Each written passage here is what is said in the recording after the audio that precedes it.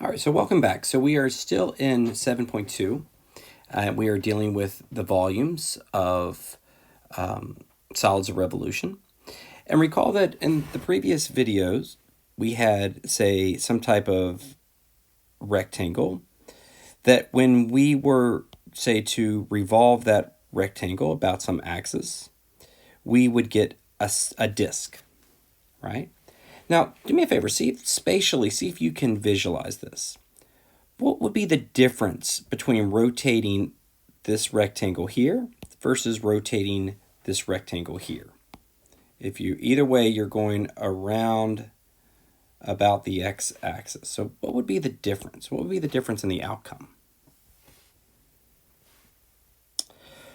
Well, do you see how we have a spacing here, right?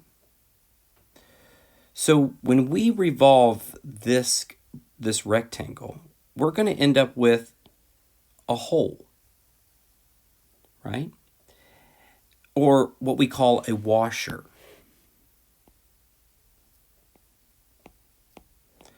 Just like if you're ever, screwing something into or fastening something, a lot of times you'll have that washer that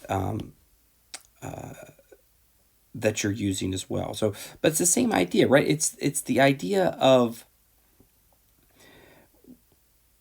we have a hole in our disk, and we need to, if we're trying to find the volume, then we're going to need to account for that, right? Because otherwise, we need to subtract out. Does that make sense? That we're missing some stuff here. If you were 3D printing this, then and you're trying to figure out how much material to use for your 3D print, you would want to subtract out this part because you're not using anything here. So with that in mind, let's see if you can understand this washer method, right? So first off, we would have two radiuses in this disk. The first big R would be radius, would be the entire solid as it revolves, but then the little r represents that hole, okay, in the solid. The little r is the part that's missing. So we want to subtract out that hole. So because there's no material going to the volume there. So in other words, what we end up with is just a difference. So notice it's still the same formula of r of x squared, only now we are subtracting out, since it's a washer, we're subtracting out that hole in our disk. So big R of x squared minus little r of x squared. We'll have two radius functions. So this is obviously the washer method for, when your axis of revolution is the horizontal axis, there all you would have is r of y and little r of y dy if you were vertical axis of revolution. So anyway, here's an example of a solid with a hole in it. So let's jump in, and what we're going to do is jump in to see if we can use this washer method. And here's the idea. So we want to find the volume of the solid formed by revolving the region bounded by the graphs of. So now notice that you're given, for example, forget about this diagram, this figure here. The idea that you're given two functions. Well, that should indicate that this probably is a washer, right? This is probably going to be a washer method, not just a disk method. But nevertheless, so you're revolving the region bounded by the graphs. So the graph of the square root of x. So here is the square root of x. And then you also have another graph, the graph of y equals x squared. And here is the graph of y equals x squared. Okay, so without this figure, right, because we're a little bit spoiled here, you would have to figure out which graph is above the other graph, right? So now let me continue reading. So it's about the x-axis. So again, we are still dealing with horizontal axis revolution. So I went ahead and parked the formula that we're going to be using down at the bottom, but there's two things that we're going to need. So clearly I need to know where we start and where we stop, right? I need to know those upper and lower bounds of my integral. And I do that by just finding the points of intersection of these two graphs. So when finding points of intersection, we just set them equal to each other. So we got the square root of x set equal to x squared. All right, so I'll square both sides. So that'll leave me with x is equal. I'm going to erase all of this work after I find the answers. But if I square both sides, that'll leave me with x is equal to x to the power of 4. Again, I'm trying to solve. I want to solve for x. So we'll set them equal to 0. So x to the power of 4 minus x equals 0. Set it equal to 0. We'll factor. In this case, I can factor out an x. So that would be x. What's left is x cubed minus 1. And in this case, at this stage, we realize that if x equals 0 or if x equals positive 1, right? Not negative 1 because it's x cubed. But if x equals 0 or 1, that will be our starting and our stopping point. Okay, that will form our bounds. So the volume is going to be pi multiplied by the integral from 0 to 1.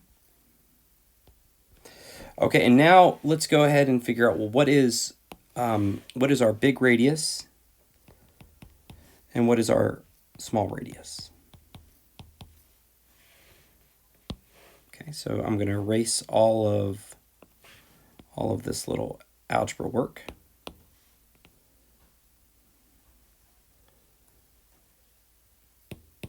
Now that I know x is equal to 0 and 1.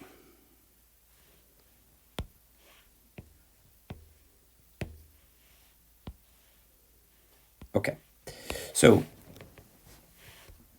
again, so start with big R of x. That's our outer radius, right? That's the.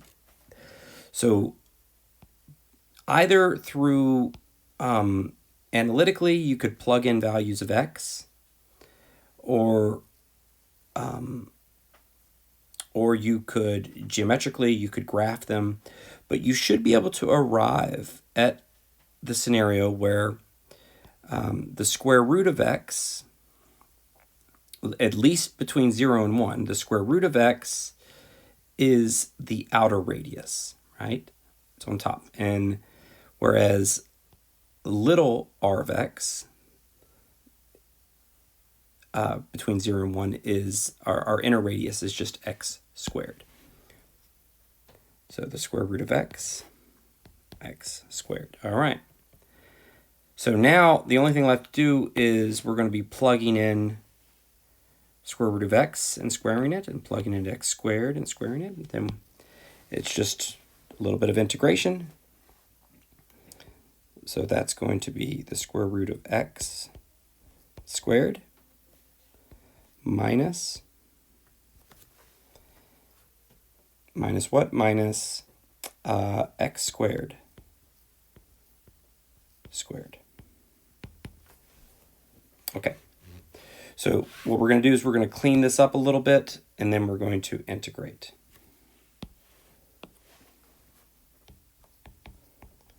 So we're going from 0 to 1.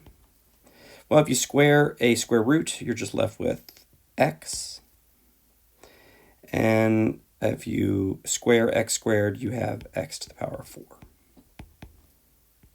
Both are easy to integrate.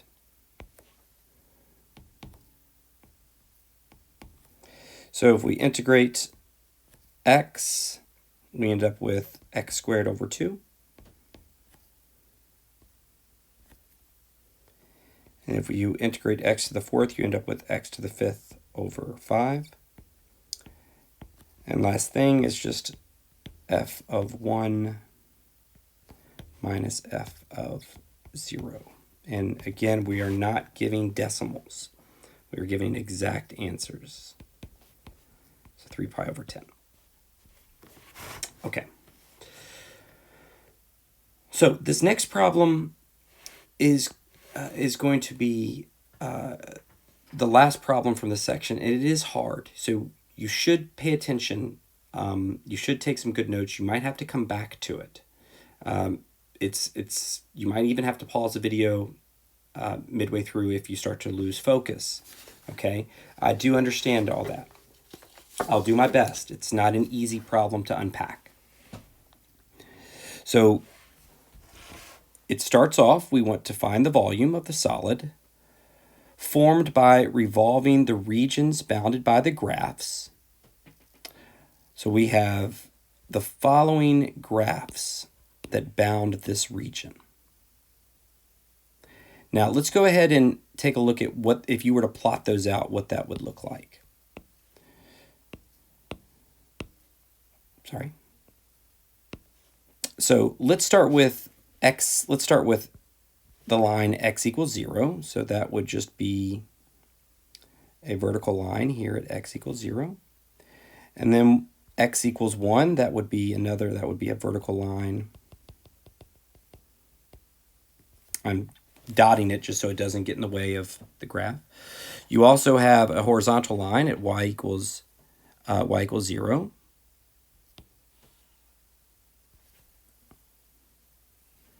I'll go ahead and, so this is x equals 0, this is x equals 1, and this right here is y equals 0.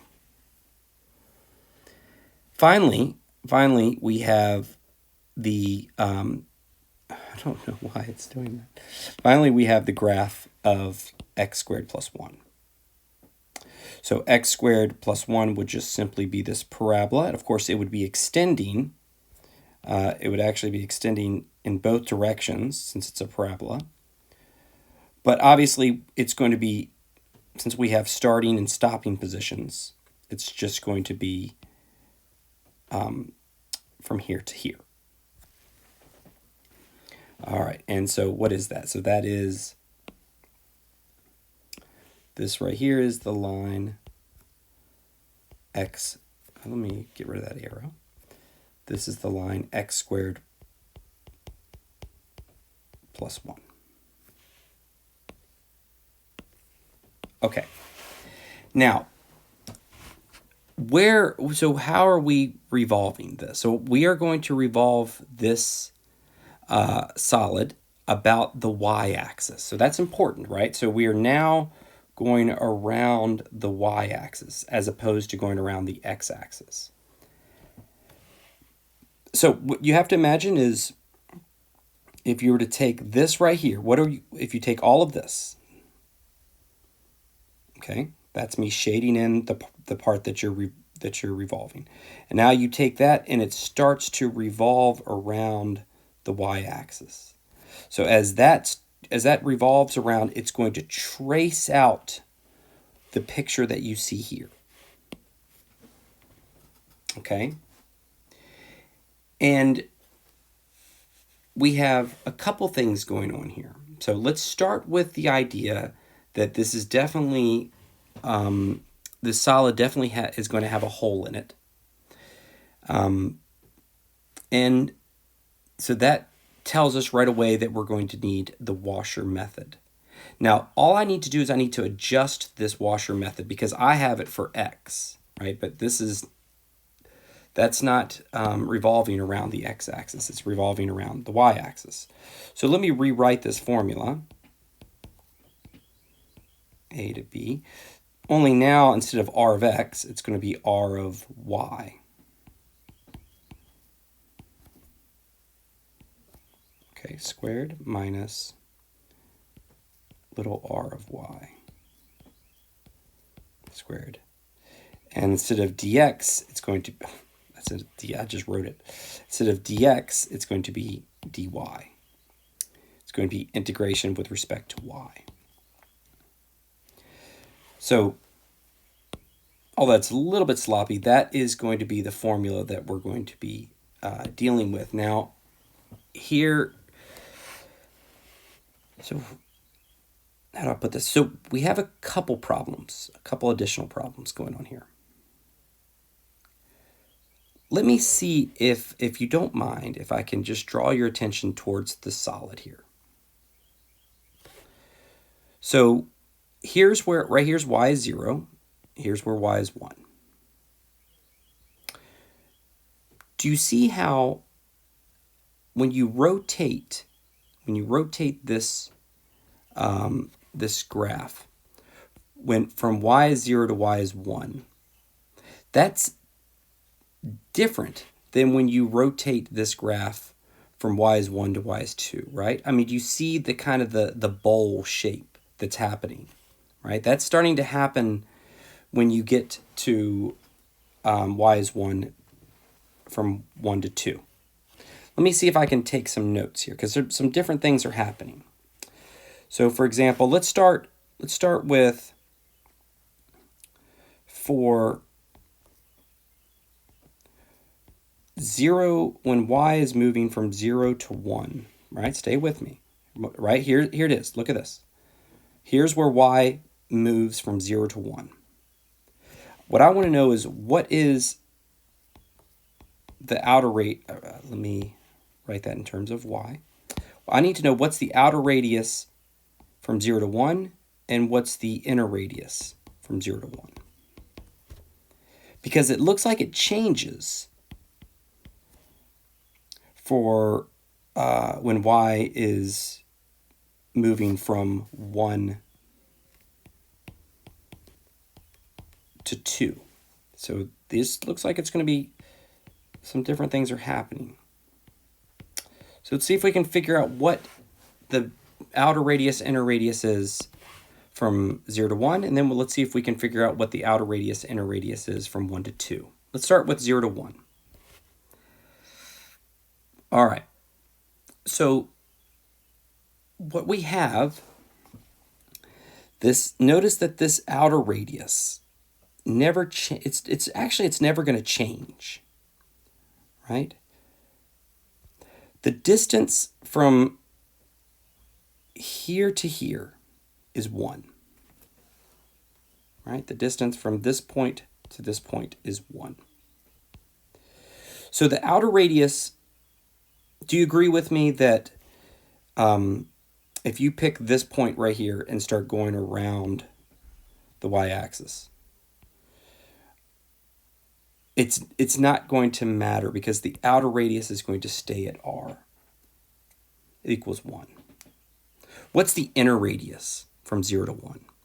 Well, there is no inner radius, right? You can see it over here. See how there's no inner radius from 0 to 1. Stuff starts happening when you get to 1. I'll try that one more time. Take this particular point right here.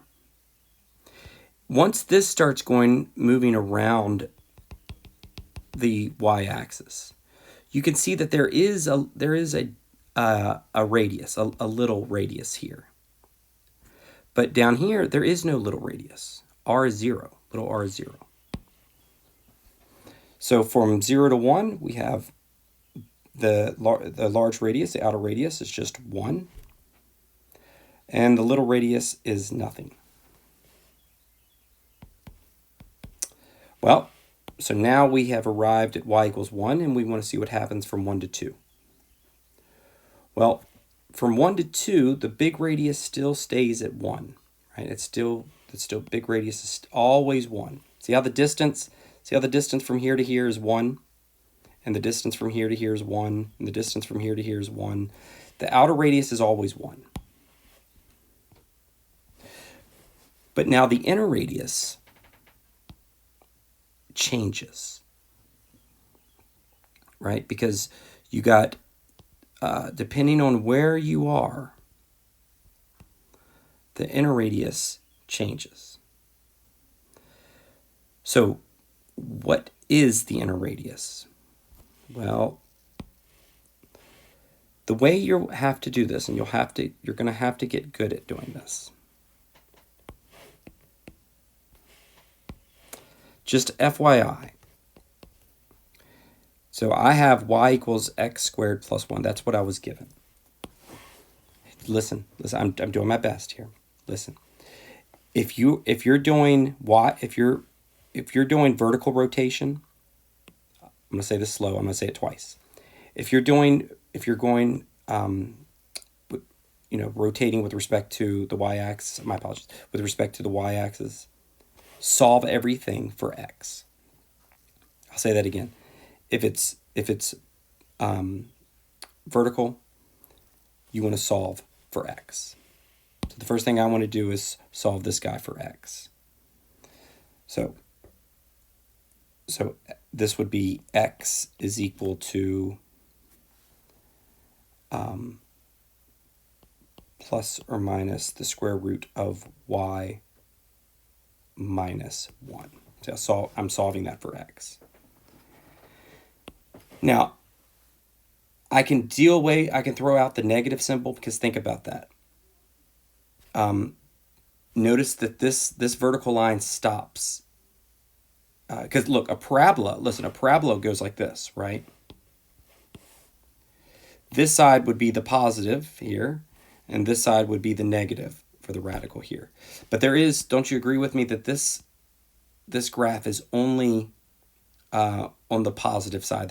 It doesn't go past this x equals 0 vertical line. So actually I can do away with the negative, because it's only the square root of y minus 1.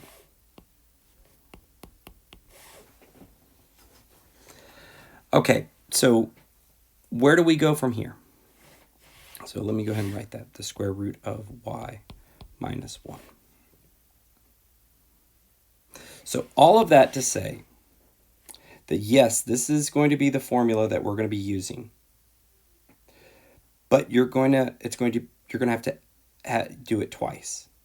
You're going to need this formula for 0 to 1, and you're going to need this formula for 1 to 2. Let me go ahead and finish this problem up. I know you're starting to get tired. As I said, you might have to go back through it twice, and that's perfectly fine. So let me grab this information. Let's go to the next page. And let's go ahead and plug everything in. So what is this volume? Well, this volume is going to be pi, we got from 0 to 1, so that's this one. And that's going to be r of y squared minus little r of y squared dy, plus, now you're also going to need the integral from 1 to 2. And that's going to be r of y squared minus little r of y squared dy. So what's going to happen at this point is I'm just simply going to plug in, right? So I'm plugging in 0 for r of y here. I'm plugging in 1 for big R of y here. Plugging in here, plugging in here. So I'm going to draw you some arrows.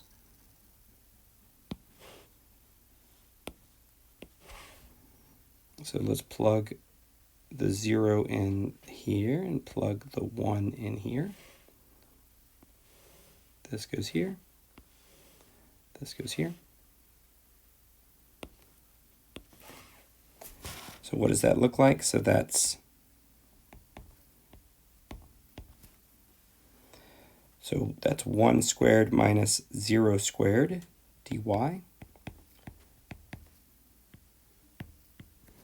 And that's going to be 1 squared minus the square root of y minus 1 squared dy.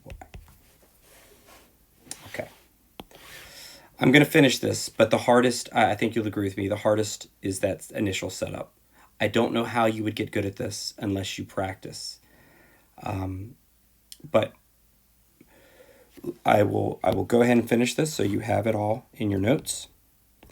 So what I'm going to be integrating after I simplify everything, I'm just simply going to be integrating 1 with respect to y here. And then after I square and combine like terms, I'm simply going to be integrating 2 minus y with respect to y here. So let's go ahead and integrate, and I'll get us to our answer. So if you integrate 1 with respect to y, you just get y.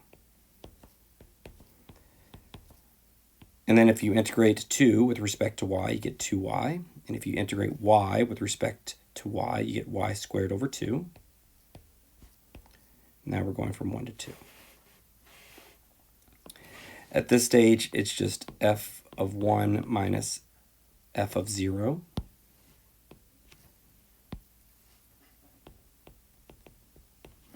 Plus f of 2 minus f of 1. So some back substituting, we finally arrive at the true volume, which is 3 pi over 2. So look, hats off. I know that was not easy. And I will see you in the next video.